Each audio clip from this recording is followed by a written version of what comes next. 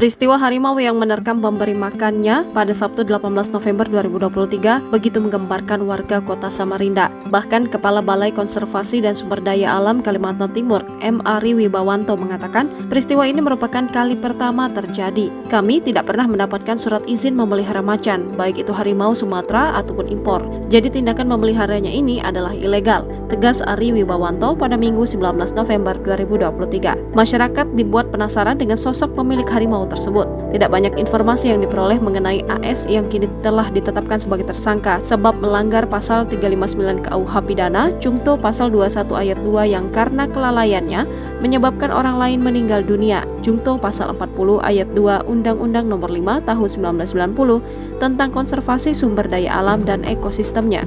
Namun dari keterangan AL, salah satu teman yang mengenal baik pelaku bahwa AS dikenal dengan nama Andre. Ia merupakan seorang pengusaha kayu sukses di Kalimantan Timur. Selain itu, Andre memiliki usaha sampingan yakni tempat kebugaran atau gym di kawasan Kecamatan Sungai Pinang, Kota Samarinda. Sukses sebagai seorang pengusaha, Andre juga diketahui suka memelihara anjing ras, mulai dari herder, pitbull, dan sejumlah anjing ras lainnya. Kalau harimau sepertinya baru, katanya untuk dapat itu harganya mahal. Dapat dari mana saya juga tidak tahu, jelas AL. Kegemaran mengoleksi anjing ras itu memang terlihat dari pengamatan Tribun Kaltim di rumah mewah bernomor 99 di Jalan Wahid Hashim 2 RT 11, Kelurahan Sempaja Barat, Kecamatan Samarinda Utara. Rumah utamanya berjarak sekitar 50 meter dari gerbang masuk ke tepi jalan. Rumah mewah tersebut dominan berwarna krem dan coklat. Pada jarak 30 meter ke belakang terdapat kandang anjing ras jenis pitbull tepat di samping tempat parkiran kendaraan.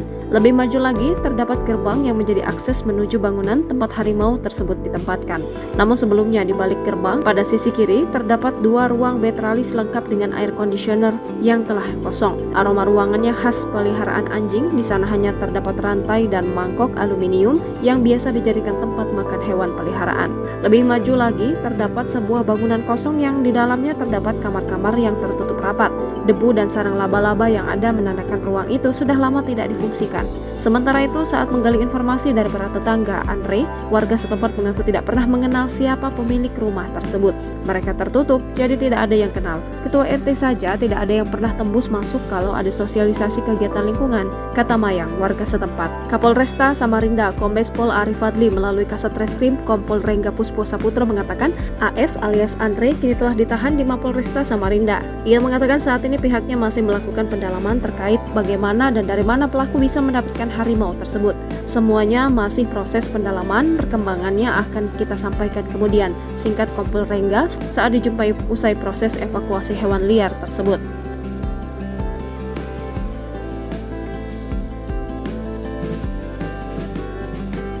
Download Tribun X sekarang, menghadirkan lokal menjadi Indonesia.